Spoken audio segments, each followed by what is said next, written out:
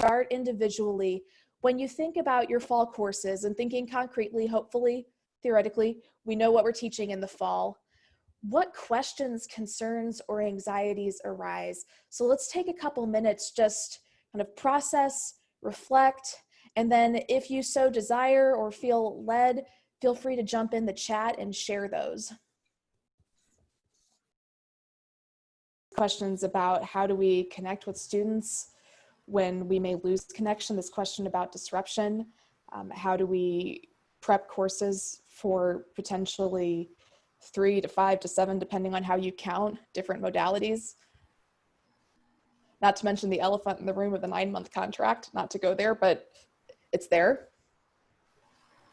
We've got some discipline-specific questions.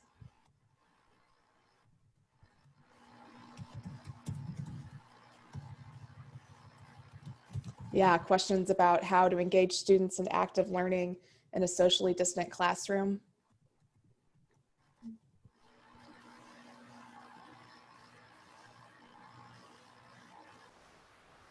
Questions about illness or sickness, both for students in our classes as well as ourselves. What happens when that kind of disruption happens? Maintaining student engagement. We've got questions about technology and equity for students. Again, thinking about all of these different spatial and temporal modes that students might be working in.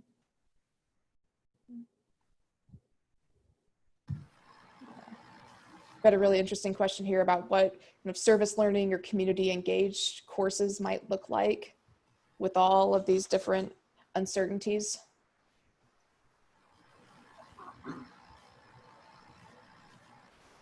Yeah, question about prep load, whether that's going to be you're suddenly doing multiple sections of the same course, or you're doing an in-person and an online for what normally would be one course in your fall load.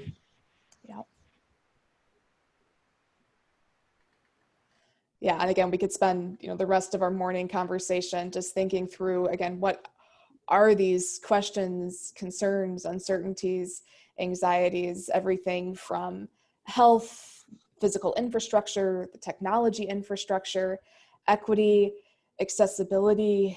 We've got some multiple points in here about burnout, and I think that's real, especially having come through a spring semester that was at best chaotic and more often traumatic, thinking through how do we even start to practice boundaries and self-care in this work as we approach the fall and trying to meet our students where they are.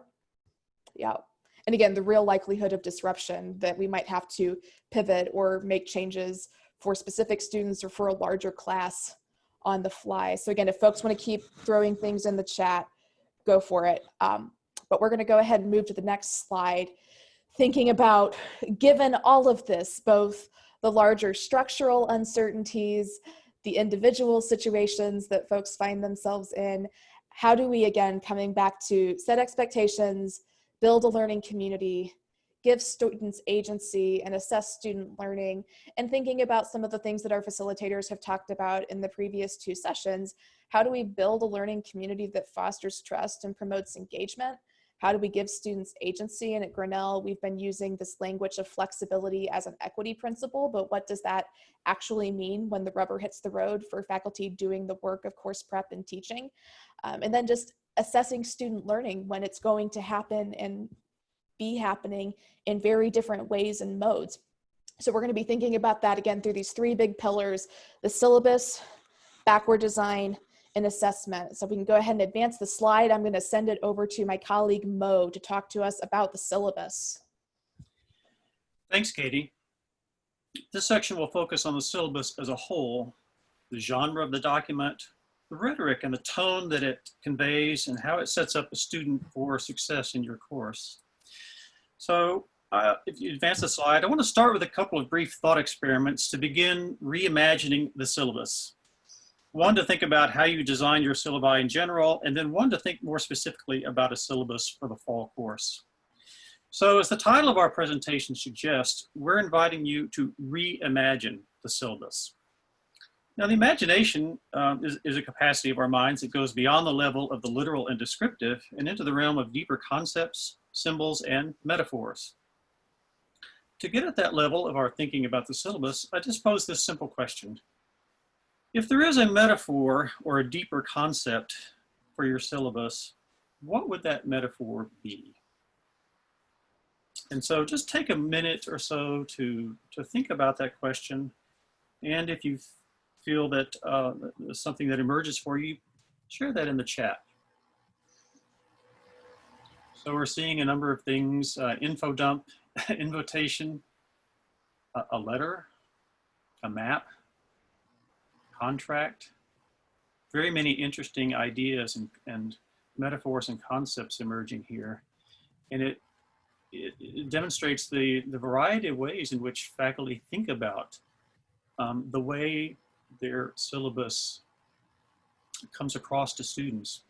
Now, on the other hand, we can also think, as you continue to post those thoughts in the chat, consider how our students receive your syllabus. What kind of metaphorical expectations do they have?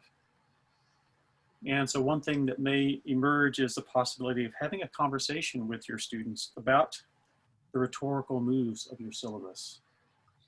An invitation with a menu, modeling of what we will learn in class. Boring, well, I hope that's not really a serious answer there. Too many words and rules. A foothold, expectations, assembly guide. Choose your own adventure novel. Now that's a very interesting one. So the point is not that there's one correct metaphor or deep idea for a syllabus or a course. Every metaphor partially illuminates and reveals and partially conceals aspects of what they refer to. But this new situation that we're entering perhaps prompts us to make those metaphors more explicit, to examine them more thoughtfully, and to ask the question, how might your framing metaphors shift in the transition to the realities of fall 2020, the compression of time, the changes of teaching modality, the climate of pandemic, trauma, and injustice?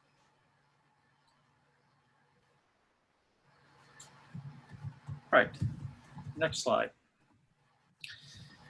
So now that you've taken a moment to sort of think about, in general, the deeper structures that frame your approach to designing a syllabus, let's get a little more specific.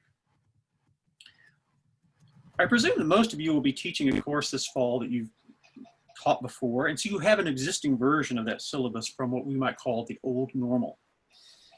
Now you're faced with the challenge of crafting a new syllabus that is responsive, flexible, and adaptive to these changing circumstances. So another way I thought to open up some space in our thinking is to consider an image here that speaks about taking things apart and putting them back together again. So we might think about decomposing or disassembling the existing syllabus that we have, a syllabus that has worked successfully in the teaching context that we're used to. So here's an image. This happens to be a shaker standing desk. I suppose all of us have the experience of purchasing items like furniture and other things where we have to go through a process of assembly. And you have a picture up there in the upper left of what the final item is going to look like. And then you've got all the parts laid out, every one of those parts and its individual relationship to the whole. And then over on the right side of the slide, you're seeing a parts list. Everything, you know, every bag of screws and nuts and bolts and planks and all the elements. So the prompt here is to think of your existing syllabus in an exploded view. That is, if you took that syllabus, what are all the component parts? If you lay them all out, all the elements and the pieces and the chunk, what are each of those and how do they all fit together? How do they all contribute to the whole? What is the relationship of each part to the whole? Can you create a parts list, perhaps grouping together in categories, the pieces of the syllabus, you know, the big picture of the course, the why of the course, the learning goals or outcomes, the activities, the schedule and calendar information, the assignments, the books and other resources and policy statements, communication channels, technologies. Lay that out and get a clear picture of the view of your syllabus. Now, as we heard last week from Michelle and Haley and Kelly, clear and explicit organization and navigation of the syllabus will be more important than ever for your students this fall. Now, maybe in your own mind, it's obvious how everything fits together. But ask, is that the case for your students? So one of the things we'll be asking you to do this week is to work with the exploded view of an existing syllabus for a course you're going to teach this fall, and to get to think explicitly about what you have there and how it all fits together. Okay, next slide. So in week one, Corinne and Devavani spoke of the pandemic portal that we're passing through and asked, what do we want to bring with us? What can we bring with us into the fall? What will we need to leave behind? So now that you're looking at the components of your existing syllabus, what pieces will you be able to carry into the new reality of fall 2020? How will some of those pieces have to be reshaped? How will you recompose and reassemble a new whole with a combination of existing pieces and new pieces? Especially given that you may be having to design for a hybrid situation, one that is planned from the beginning, or a hybrid situation that emerges because of a disruption in the midst of a semester. I want to propose that this transition will be like crossing a bridge from the familiar to the unfamiliar. Now here's an image that you're seeing on your screen. Most of the Iowans in the audience should immediately recognize this as kind of an iconic symbol of Iowa. It's the High Trestle Trail Bridge over the Des Moines River, north of the city of Des Moines. It's a popular trail for hikers and cyclists. I've ridden across this bridge any number of times. There's no one image that can really do it justice, but I thought this particular image was interesting for a couple of reasons. I'm guessing that this is just after sunrise when this photo was taken. You're seeing a kind of mist or fog coming up over the river. So perhaps it's conveys a message of hope. We're emerging from a shadowy or foggy or confused situation, and we're moving forward toward an increasing and emerging clarity. And there is a path. There is a path forward to that clarity.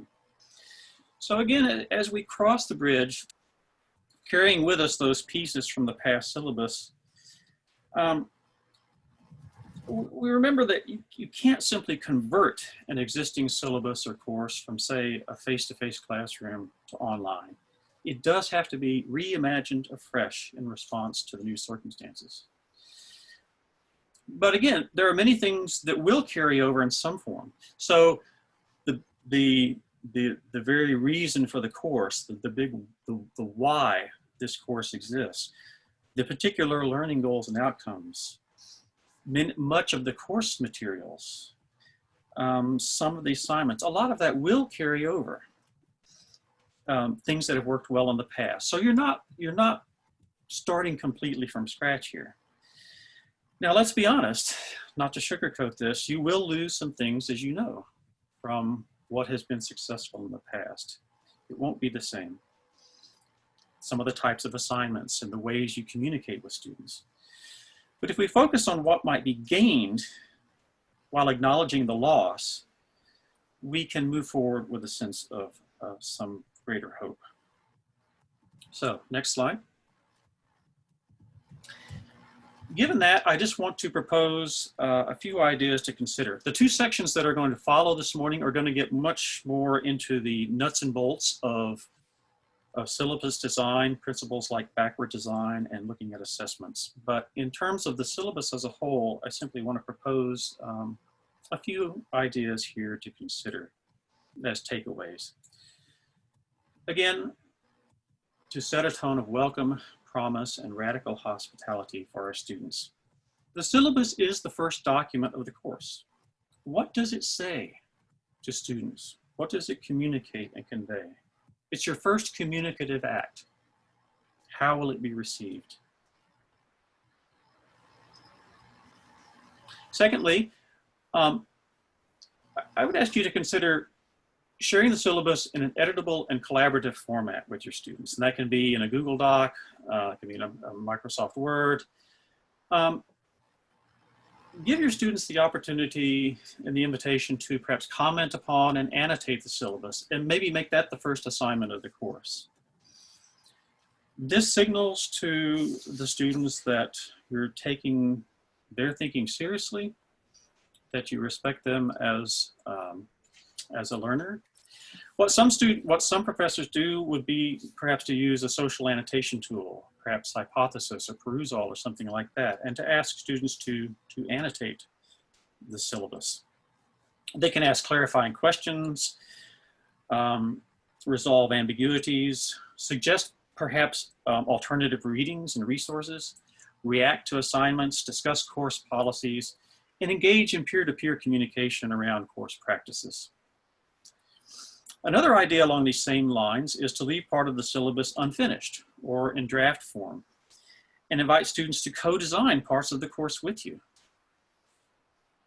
Draw on the collective intelligence of the class to develop joint ownership of this document that will guide their learning for the semester. Again, in doing so, you're signaling to the students that you take their agency as learners seriously. Finally, be flexible, giving students multiple pathways through the course. So some optionality in terms of assignments, readings, and other elements of the course. I would say not to go too far with this in terms of too much choice can be overwhelming for students. And so you have to give this some kind of framework and structure. So, but including some degree of optionality can, again, give students the sense that they can imagine their own learning pathway through the course. Next slide. So what I wanted to end with here and transition to the next section is to give you just a few resources that you might explore this week for general guidance as you think about syllabi in your fall courses. These are all recently published, though, before the onset of the pandemic, but they contain very solid advice and observations about syllabus design, and might give you some good background to reference during this week as you think about what your syllabus could look like for the fall of 2020. This is a time to double down on the principles of effective syllabus design. So next slide.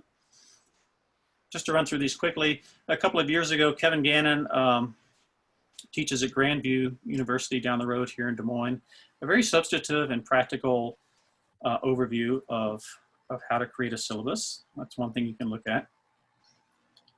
Next. This resource from Tulane University would give you some ideas to ensure that your syllabus is completely accessible for your students. It might prompt you to rethink the relationship, for example, between image and text in your syllabus.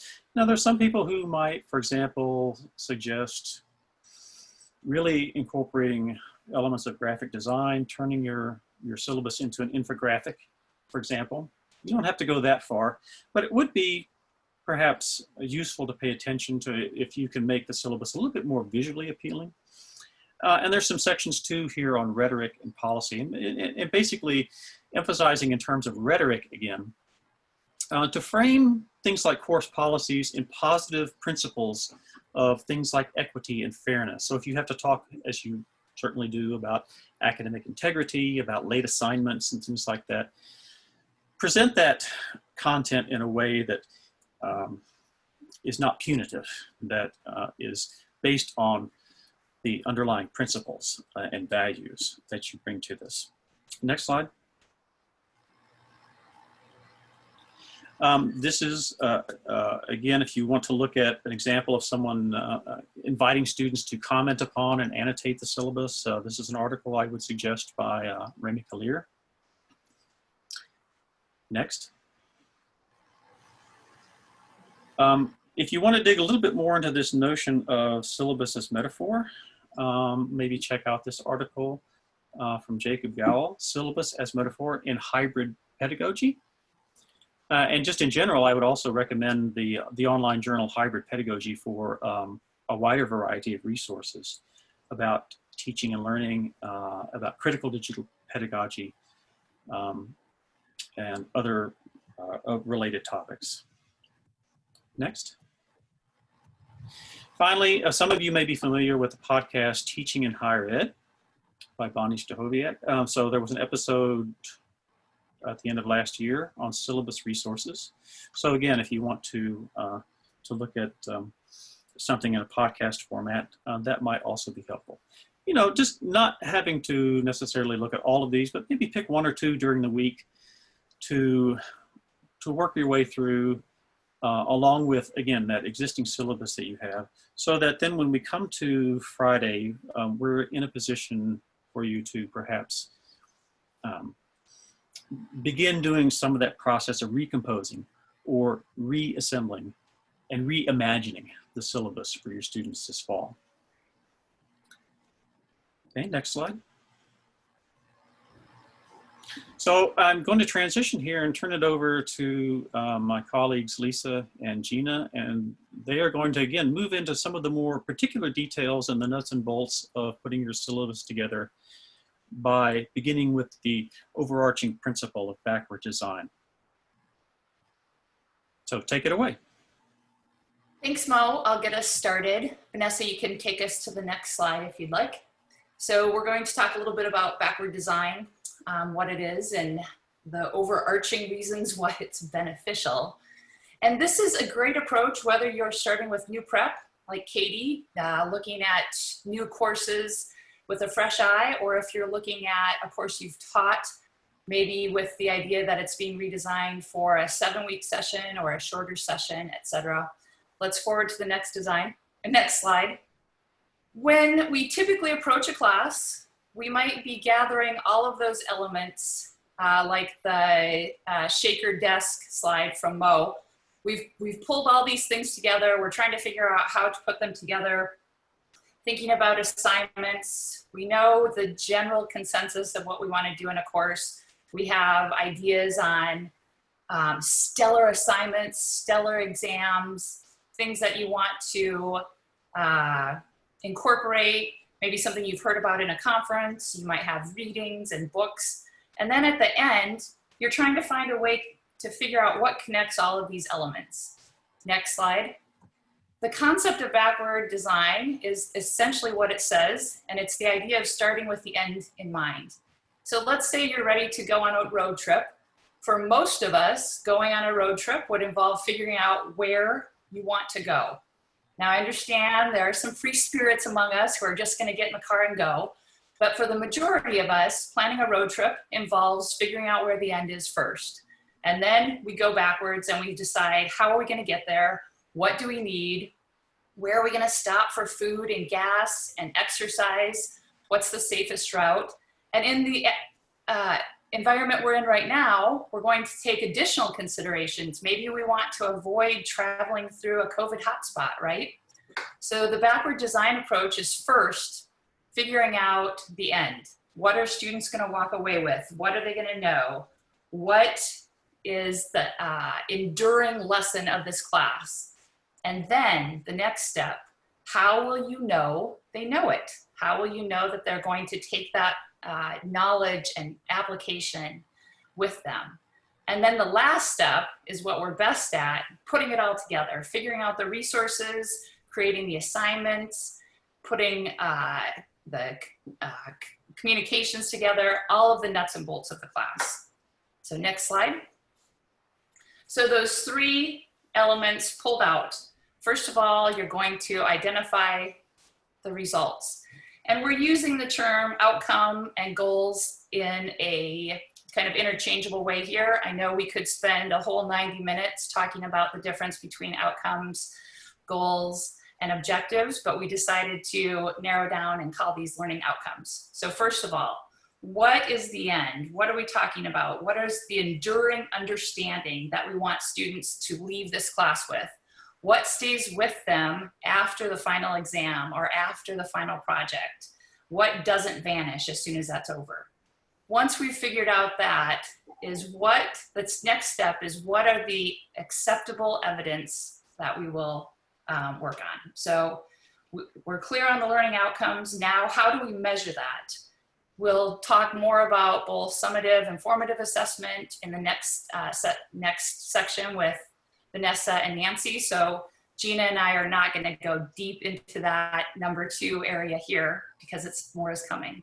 And then the third part is really, where do we take them? What's the path? How do we know? How do we get them from point A to the end? This is where we create the course schedule, we create milestones, incremental deadlines, we build assignments that scaffold, we figure out ways to provide ample feedback so we know our students are making progress toward the destination.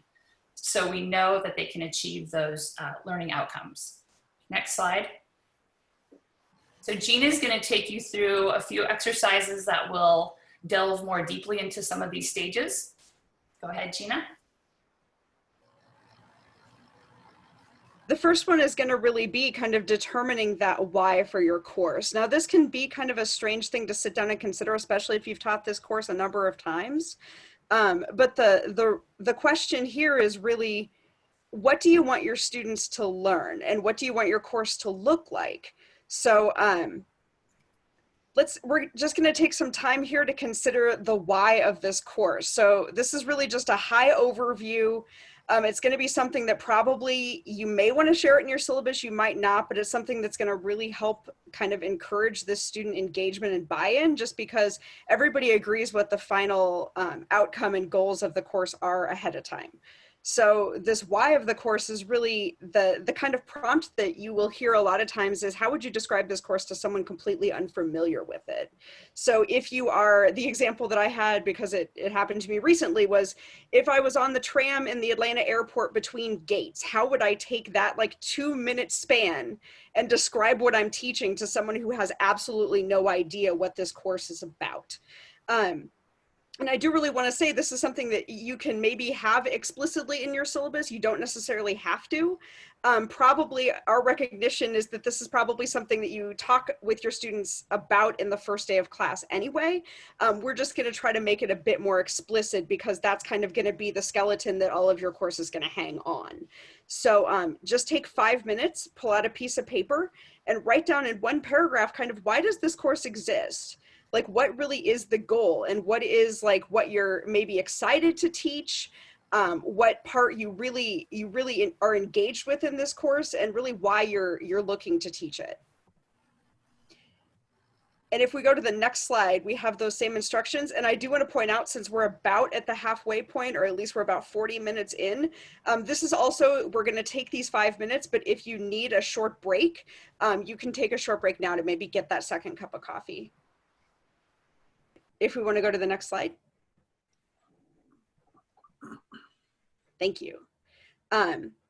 So really, why do we focus on this why of the course so much? Well, partly it's just to center what in the course you really want to focus on. It's to get that idea of what this course is really about, to get and start thinking about really critically like what the pertinent, like important details in this course really are.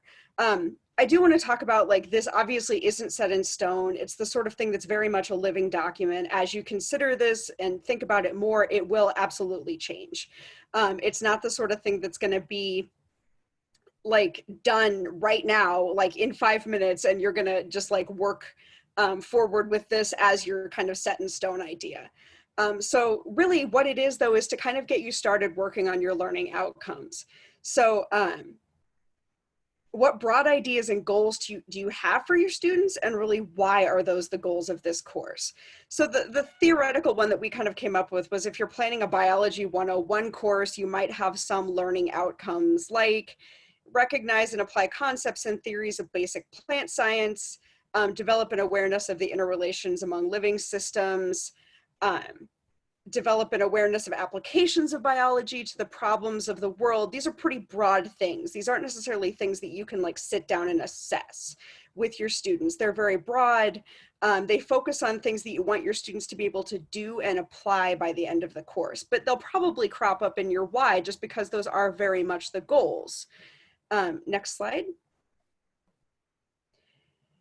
So if we're going to go in then and think about how do we determine that the students actually know these things by the end of the course? What is your acceptable evidence of this learning? How do I know if the students are going to achieve the desired results, and what will I accept as evidence of student understanding? And this is the sort of thing that could be very different now than what it was before, where previously it might have been write a research paper because your students were able to go to the library and they were able to interact with actual physical materials or a lab space. Now it might be something a little different. So this is probably an area where it's going to be a little squishy right now until you learn some new systems or think about some new things. But also something that the students are probably pretty interested in because they themselves are going to want to know how they're going to demonstrate proficiency by the end. And we should point out, like, what level of proficiency, like, are they going to have a basic understanding of these things? Are they going to be considered experts by the end?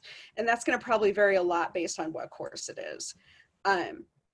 So really, next slide, sorry. So the next slide is to plan this learning experience and instruction. So now you're actually like sitting down to schedule your course.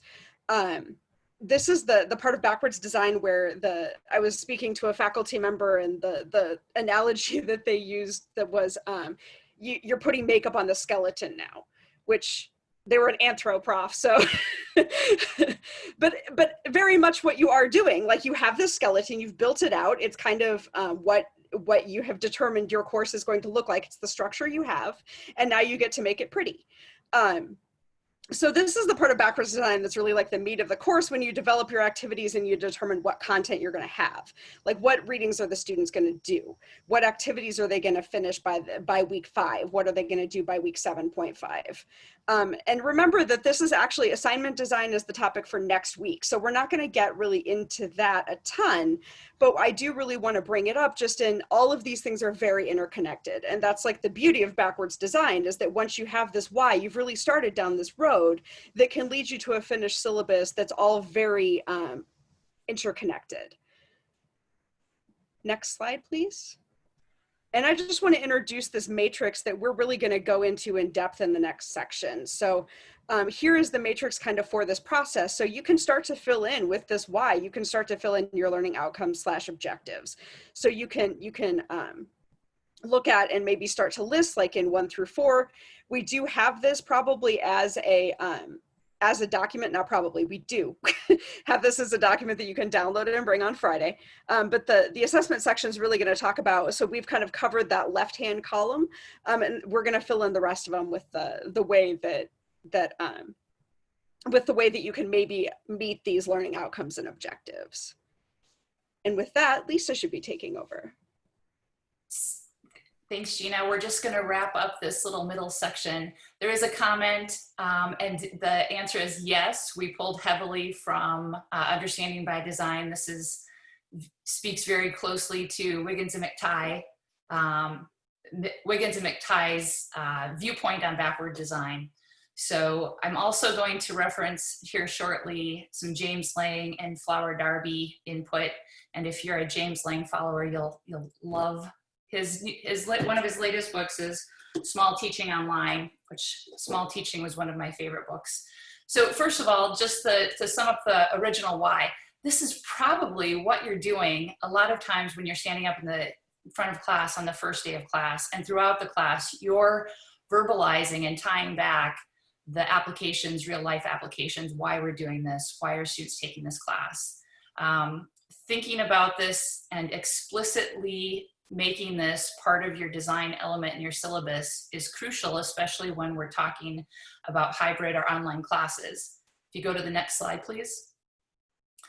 These tips, these online tips here are considering backwards design in an online classroom. So one of the first tips is to begin to work on the final assessment during the first week. So when you think about how your students use the syllabus or read the syllabus, and think about one of the challenges that you might have had during those last half of the semester last spring, is that some of this stuff gets buried. If you're not talking about it on a weekly basis or a classroom basis. So consider creating some type of activity during the first week that requires students to look at what's going to happen at the end of the semester, whether you're doing a final exam, a final project, some type of theme paper or research paper. Maybe you ask them to post a question in a forum. Maybe you ask them to write a short paragraph explaining what they think the purpose of that final project is, something to engage them in the end. The second tip is to clarify the purpose of every single activity and every assignment. Why are we doing this? So you've put a lot of time into thinking about these and made these decisions, and you want to make sure that that is clear and transparent for your students too. They can't read your mind. They don't know why you chose this particular reading or how this classroom activity relates to the broader whole of the class. The third tip is to really think about self-reflection and reflection on learning. So we think about significant elements of learning and asking students to consider or reflect on those points. It doesn't have to be a written reflection. It could be them recording 1 minute of a short video and posting it. Here's what I think I was supposed to learn. Here's what I got out of it. And then bookend again at the end of the semester. Go back to the beginning and have students reflect on where they've come, how they got there. Maybe you have them go back to one of their first assignments and reconsider it or reflect on it with the lens of where they've traveled. You could think about if you've done some type of assignment on the syllabus, or you created an annotated syllabus, have students go back and review that. Just something that you can tie in the beginning and the end of the semester. So next slide. So we've created this idea of beginning with the end in mind with the backward design. And what we sort of skipped over was that middle step, and that was assessment. And that's a scary word for some of us. So we are going to turn this over to Vanessa and Nancy to take us through assessment. Thanks, Lisa, and good morning again, everyone. We're going to frame our approach to assessment within a backward design model. But before we begin making those connections, we first want to clarify what we mean by assessment and briefly describe how it can be used as a tool to facilitate student learning. So we'll just start with our definition of assessment.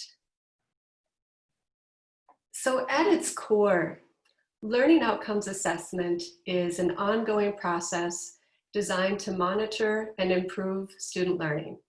And so note the improvement emphasis here.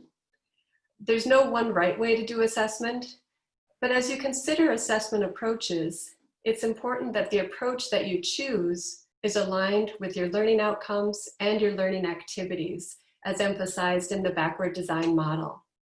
As illustrated in the graphic here, assessment is the bridge between your learning outcomes and your learning activities, and it's important to keep those connections at the fore. So before we share ideas on how to choose an assessment method, a brief word about assessment and the improvement orientation that we're using in our definition. So student learning outcomes assessment tries to answer the question, how well did students achieve the desired learning outcomes? This information is useful in itself, and it can also be complemented by informal check-ins about the learning environment. In this way, assessment provides important feedback for students because it tells them whether or not they're on the right track. And it can provide an opportunity to co-create a supportive learning environment. Assessment provides information for faculty to use as they make choices about teaching and curricula. It can confirm what's working well and indicate any areas for additional clarification or improvement.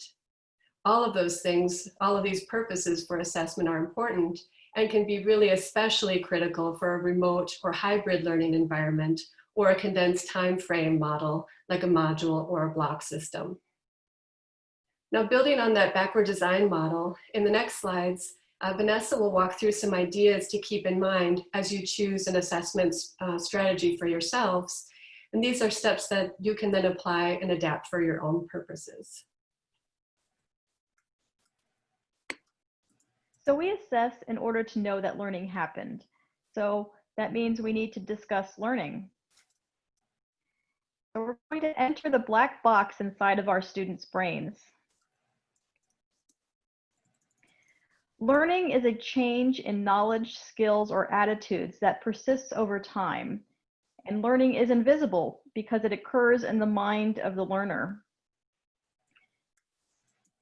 Our teaching and learning goals are trying to describe this invisible knowledge.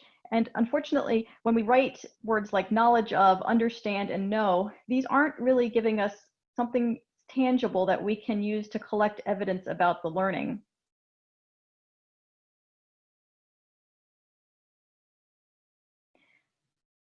Assessments are our attempt to make what is invisible visible.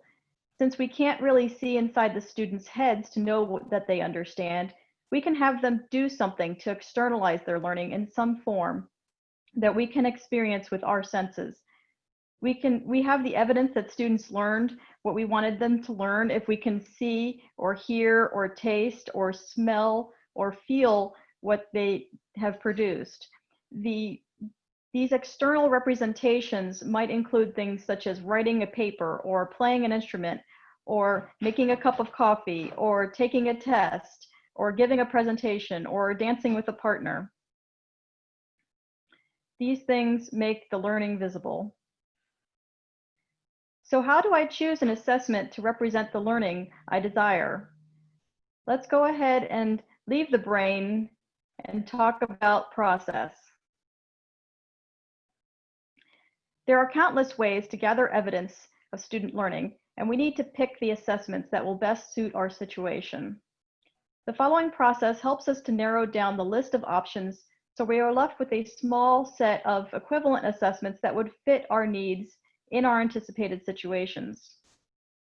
Using backwards design, the first step is to align the learning outcomes, assessments, and the teaching approach. The second step is to clarify the purpose of our assessment. And the third step is to consider the learning context. Let's look at each of these steps more closely. So the first step is to articulate all the learning outcomes in my class. These are the essential things that I will assess and I will teach. If I won't be assessing or teaching something, I won't write it down as a learning outcome for my course. So let's run through my Imaginary Biology 101 course, which focuses on plant growth. This table is pulling out from the learning outcome and assessment portions of the framework we saw earlier. In the first column, I write each learning outcome as an action that the students will be able to demonstrate that they learned what I wanted them to learn in the class. And so I have several different learning outcomes written here. So I have some cognitive learning outcomes, and these relate to what the student needs to know or how to think. I also have a psychomotor learning outcome, and this involves the students using their bodies as well as their minds.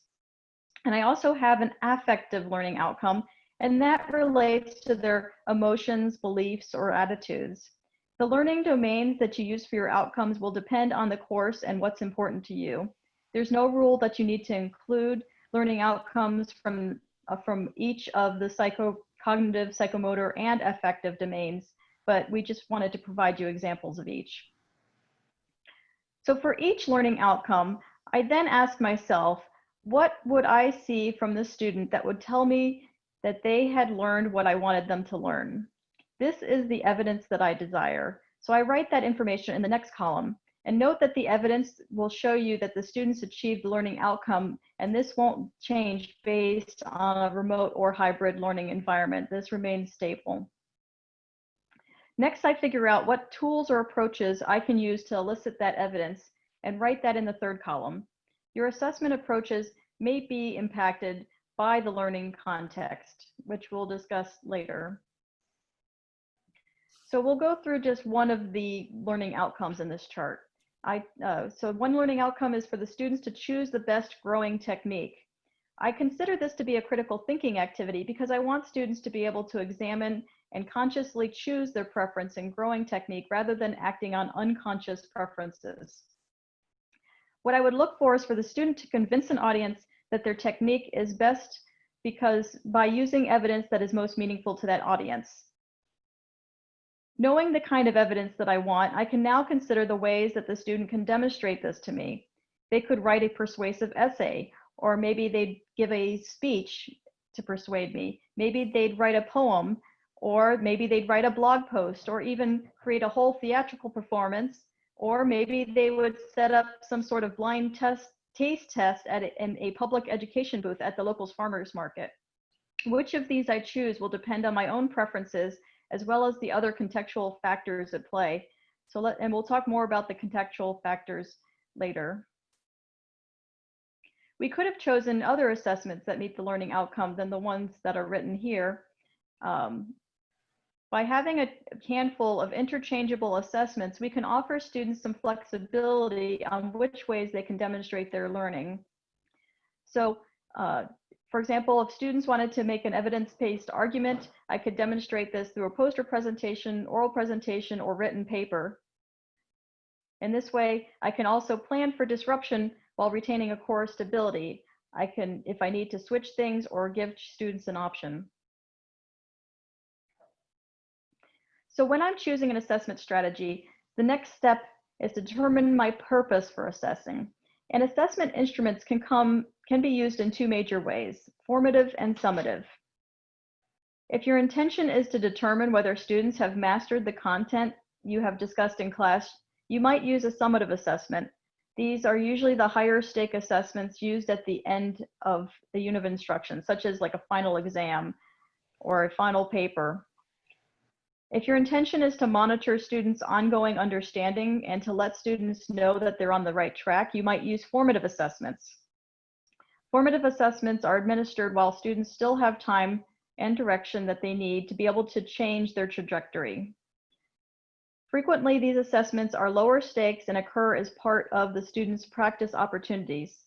These also can be anonymous and may not involve grades. They may not contribute to the grades. Formative assessments are an important part of the learning, especially during times of disruption. Frequent low stakes feedback can help learners frequent low stakes feedback can help learners to monitor their progress and make adjustments as they need to. It helps them to attend to important details, to reinforce the information that is correct, and it also allows us to be able to address any misconceptions.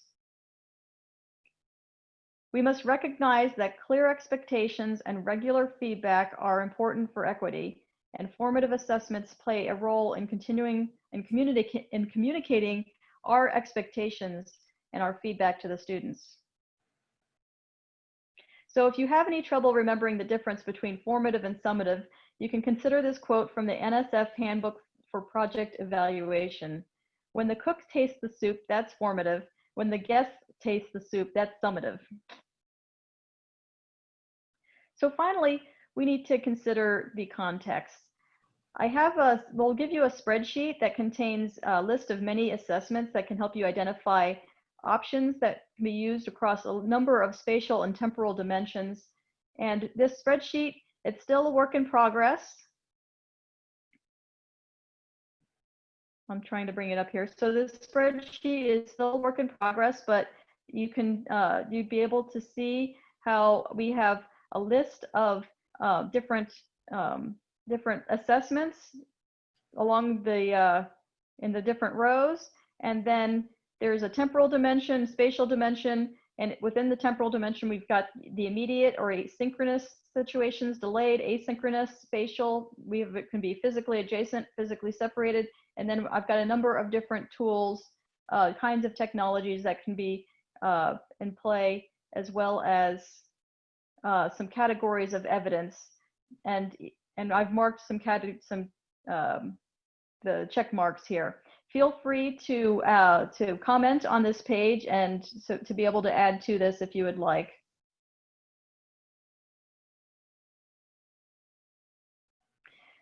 So there's no one right answer about the amount of synchronous, asynchronous, in-person, or distance components to build into a class. Excellent teaching and learning is possible in fully online, hybrid, or face-to-face courses, and you're going to need to choose the assessments and teaching approaches that fit your own unique situation, and that's where context really matters. So there's three major categories of context that to consider for your course, and that includes the learner context, the instructor context, and the environmental context. And I want to draw particular attention to the learner context. We need to ask ourselves whether every student is able to access and complete the assessment. If the learner cannot access and complete the assessment due to factors that are not related to their knowledge and ability, then we're measuring something other than their learning, and we're thinking it's actually, so if they failed to perform well on that assessment, we're mistakenly interpreting that data as evidence that they failed to learn, but that's not the case. Factors such as lack of access to technology or lack of skill using that technology or interrupted internet connectivity, time zones that require a student to be up in the middle of the night to meet with the class, or lack of accessibility features for disability are just a few of the things that can negatively impact what the student can demonstrate on an assessment. So this is both an assessment validity issue as well as an equity issue. The instructor context relates to the group of factors that instructors bring to a situation when they're trying to adapt their courses to our changing landscape. You'll need to consider your own values and comfort zones when determining how you might choose among the options available to you. The environmental context relates to the conditions in which the course will occur.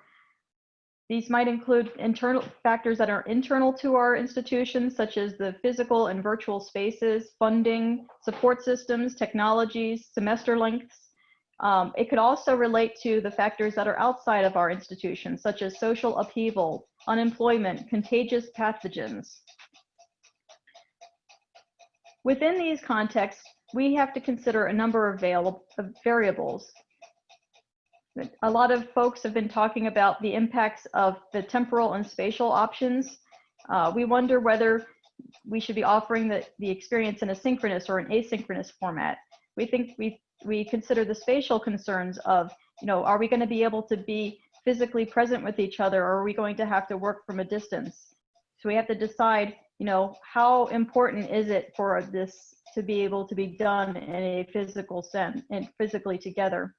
We have to consider the technology of whether everyone has the hardware, the software, and the internet connectivity in order to engage in the course. And we have to take particular care to use universal design principles to make sure our courses are accessible to everyone, especially those with disability. So there's a couple ways that, from an assessment standpoint, that you can build flexibility into your course. So one way is to choose designs that are not bound, choose assessments that are not bound to a particular time or space boundary, and that they also have low technological requirements and are intuitive to use. For example, you might choose a web-based collaborative document, something like Google Docs. Students would be able to, in class, in real time, side by side, they could edit this, and they could also engage other classmates that might be from a distance, all happening at the same time, because you can see the edits and you can see the chats. And assuming that students, and this of course assumes that students have access to the computers in class. And the benefit of this is that additionally, the instructor could quickly switch to fully distance if needed. Another way to build flexibility is to identify several different kinds of assessments, whether they're synchronous, asynchronous, distance, that all are pointing to the same learning outcome. They all provide the evidence of a certain learning outcome. And then that way, the instructor could give students the option for which of those assessments they want to complete. And so not only does this give students some ownership of their learning, it also gives the instructors, again, an option to be able to pivot if they needed to suddenly switch to distance when they were in a face-to-face environment. So a common question is, how is assessment different from grading? And learning outcome assessment and grading do overlap, but they're not necessarily interchangeable. Grading often takes into account criteria that may not be explicitly connected to the specific learning outcomes that you have for your students. In this case, the learning outcome assessment and grading are not equivalent. If your grading criteria are identical to your learning outcomes, though, then you might be able to think of these as interchangeable. For example, if an instructor grades papers using a rubric and one of the criteria is for citations and the other is for turning the papers in on time, if the learning outcome for the course was about citations, the instructor could just extract the information about citations from that rubric and present that as evidence of learning, of achieving that learning outcome. However, because if it would not be appropriate to use the grade for the entire paper, because if a student had perfect citations but failed to turn the assignment in on time and thus failed the assignment as a whole due to the lateness, that student would have still achieved learning outcomes, but that the grade was not reflecting that achievement. Thanks, Vanessa. So I'm stepping back in to bookend our assessment section. We began by positioning assessment as a tool for facilitating student learning in connection with backward design. How does our framework facilitate student learning? It helps students to focus on what you prioritize as the key learning. Incorporating formative assessments creates opportunities for students to practice and learn in a low-stakes environment, which can build confidence among learners. And considering the context and preparing a few options for assessments provides students with a more flexible and equitable learning environment. All of these things can help to build student motivation and resiliency in the face of uncertainty and disruption. And we hope you found some helpful suggestions that you can apply to your own courses as you choose your own approaches to assessment. Now I'll hand it over to Katie, who will take us through the wrap up and talk about our plans for Friday. All right, so as we start to wrap up our time this week, we want to return back to this provocation that our facilitators gave us in week 1, building on the wonderful piece, "The Pandemic is a Portal." And there were questions presented in week 1 that were directed towards students to ask them to think reflexively about their course experience in the spring semester through this lens of the pandemic as a portal. And in the midst of all of the different pieces of information that we've thrown at you and the conversations that have been happening in the chat, as we transition into how we'll move toward Friday, we want to have some time and space to take these questions about the pandemic as a portal and think about them in relation to a fall course that you're slated to teach. And so we'll give folks kind of 5 minutes, and we'll just keep this individual. If you feel super compelled to share in the chat, feel free, but maybe the most productive way to frame this would be to jot down some thoughts and notes individually and then bring those into our conversation on Friday. What elements of this course do you want to take with you? What from previous iterations of this course do you want to leave behind? Folks previously in the session have mentioned this.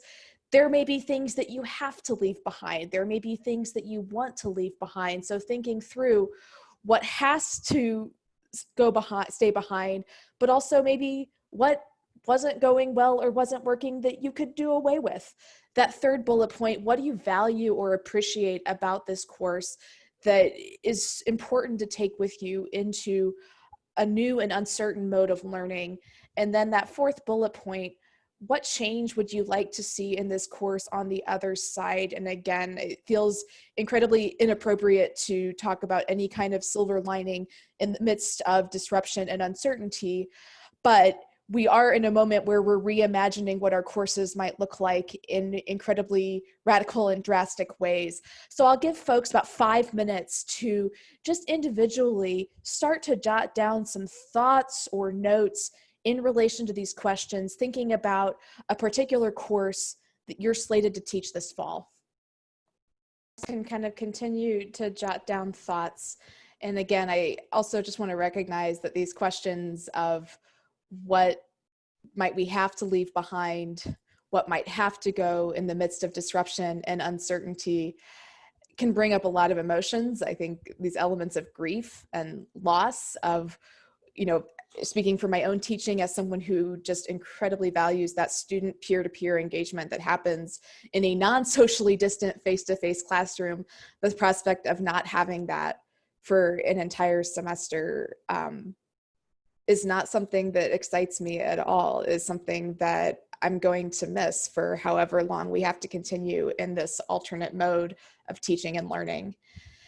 As we prepare to finish today's session, we do have a short, speaking of formative assessment, 2-question survey. So you can grab the link, and if one of our folks can throw that link in the chat, please. 2 questions: what's your key takeaway from today's session? What points need further clarification? This will help us as we think about how to aggregate resources, as well as how to facilitate and move through Friday's session when we reconvene.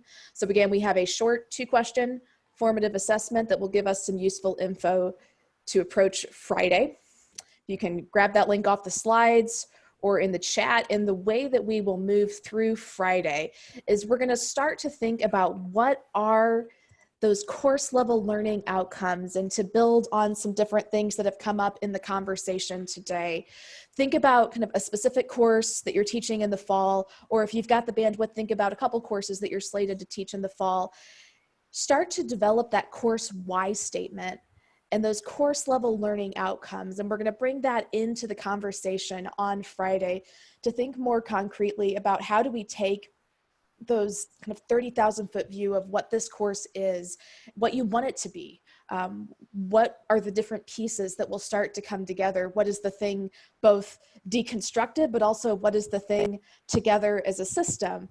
And start to think through both articulating what some of your desires and hopes and expectations are for that course, and then how do we start to map that onto course level learning outcomes that can then shape how we think about different assessment options for how we choose to start to, again, think through those different building blocks of how the course comes together. If we can go to the next slide. We do have a template here, and if someone can throw that link in the chat, that would be wonderful. We have created a template that's using these backwards design frameworks to move in the direction of kind of what's the learning outcome, what are the different ways that we can see that that's been met, what are the different ways to observe or measure, how can we see that learning and knowledge are happening, and then what are the different ways that, again, we could start to put pieces back together to get to the high level learning outcome. If we go back one slide to slide 62. So slide 63 is a preview of what we're going to dig into on Friday in disciplinary groups and some smaller breakout conversations. But what we're asking you to think about between now and Friday is, for a course you're slated to teach in the fall, what is that why statement? If you were going to start to develop some bullet points about course level learning outcomes, what would that start to look like? If we can go ahead and go on to slide 63. If you want to think more in the direction of learning outcomes and start to put those pieces in about assessments, go forth. But we're going to ask folks to think more about that prompt on 62 and to send us out on slide 64. If we can go ahead and advance, we have another picture of our favorite Iowa Trestle Bridge with a bike rider who may or may not be Mo, one of our facilitators today, thinking about the bridge is happening, we're crossing it. Let's think through how we can do that together with an eye towards meeting our students where they are. So thank you all for your engagement. Thank you to my colleagues for the work that has gone into this session. We are very much looking forward to seeing many of you again on Friday. As we wrap up, other facilitators, have I missed anything?